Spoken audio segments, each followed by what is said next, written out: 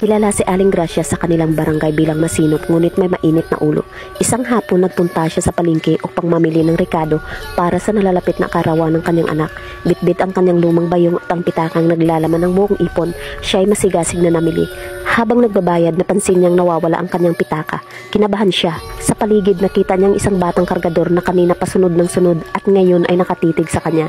Dahil sa galit at kaba, itinuro niya ito at sumigaw, "Magnanakaw!" Nataranta ang bata at tumakbo. Hinabol siya ni Aling Gracia habang humihingi ng tulong sa mga tao. Sa gitna ng habulan, isang humaharurot na motorsiklo ang sumalpok sa bata.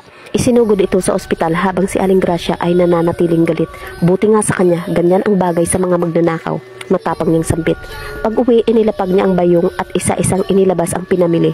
Sa ilalim ng bungkos ng kangkong ay naroon ang nawawalang pitaka, buo at hindi nabuksan.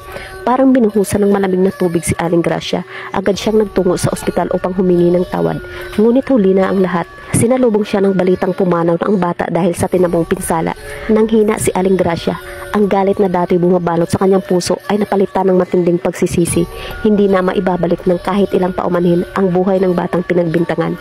Sa katahimikan ng ospital, naramdaman ni Aling Gracia ang bigat ng isang pagkakamaling hindi na kayang itama ng panahon.